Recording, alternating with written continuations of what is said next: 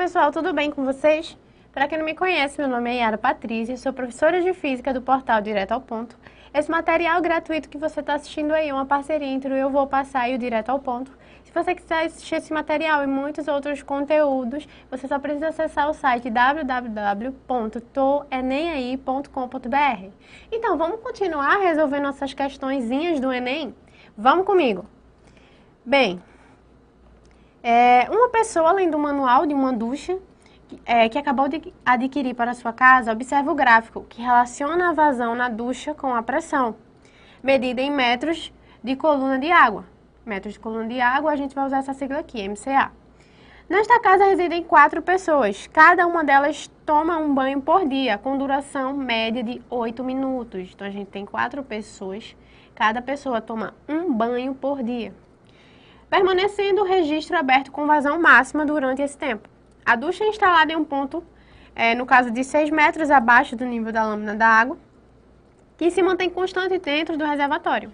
Então, ao final de 30 dias, esses banhos consumirão em volume de água em litros igual a 69.120 litros, 17.280 litros, 11.520 litros, 8.640, letra D, e letra E, 2.880. Então, o que é que a gente vai fazer? Bem, a gente vai relacionar as 4 pessoas da casa, né?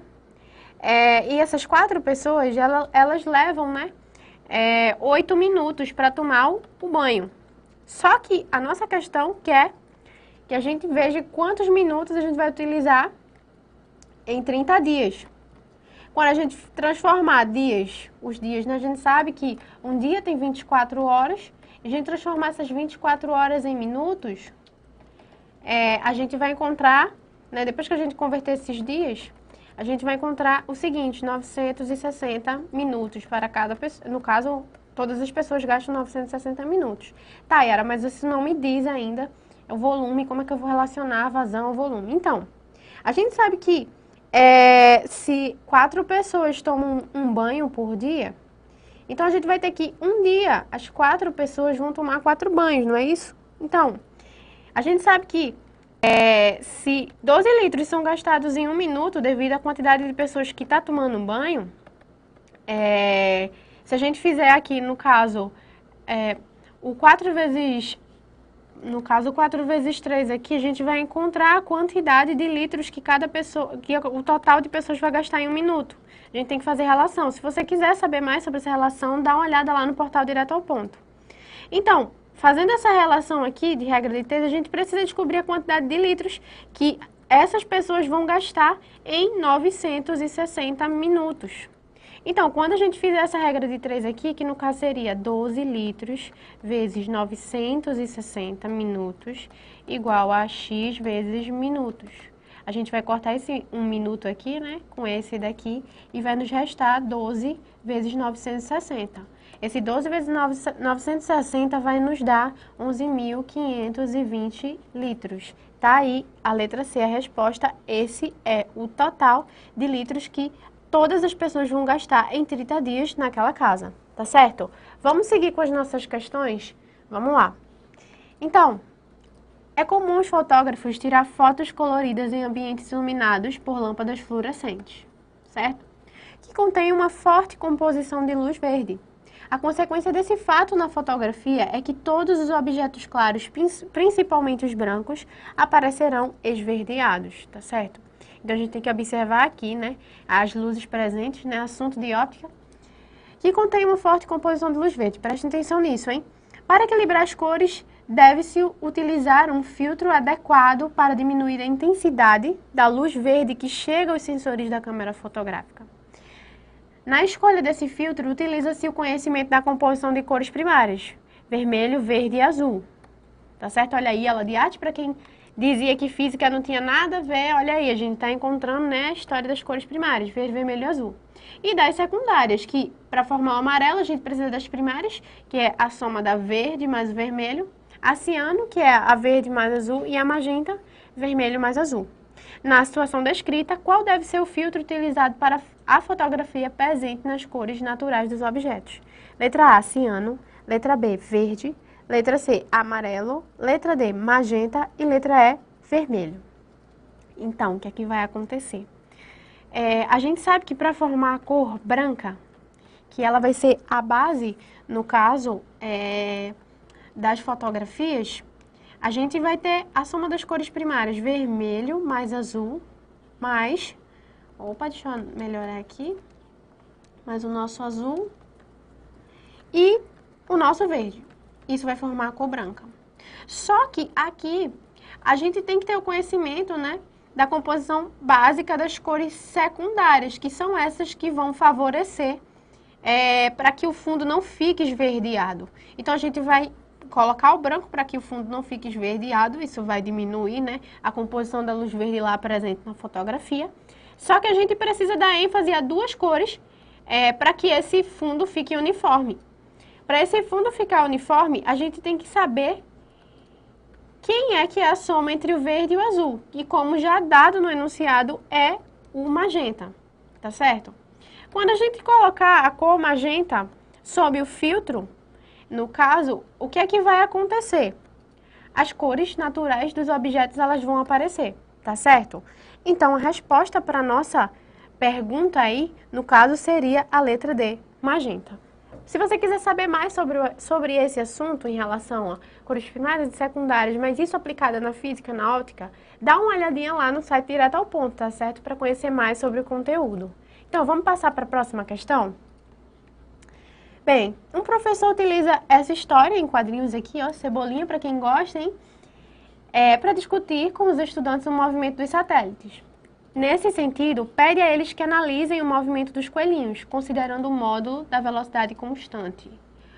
Então, desprezando a resistência das forças dissipativas, o vetor aceleração tangencial do coelhinho no terceiro quadrinho é nulo. Letra B, paralelo à sua velocidade linear e no mesmo sentido. Letra C, paralelo à sua velocidade linear e no sentido oposto. Letra D, perpendicular à sua velocidade linear e dirigido para o centro da Terra. E letra E, perpendicular à sua velocidade linear e dirigido para fora da superfície da Terra. Então, para a gente saber, primeiro de tudo, dar um primeiro passo para resolver essa questão é o seguinte: você precisa saber que movimento esse coelhinho vai fazer em torno da Terra. Se você não sabe que movimento é esse, dá uma olhada lá no Direto ao Ponto, tá certo? Então, o que é que vai acontecer? Para esse coelhinho ele girar em torno da Terra, ele vai fazer, para ele orbitar, no caso, ele vai ter que fazer um movimento circular uniforme, tá certo? Então, dentro do movimento circular uniforme, um breve resumo, vai haver a presença da frequência do período. Só que a gente tem que trabalhar, no caso, com a ideia de período. Por que a gente vai trabalhar com a ideia do período, Yara? Porque, vê só, no movimento circular uniforme, o período ele é dado por essa relação aqui, ó. Duas vezes, no caso, L sobre G, tá certo?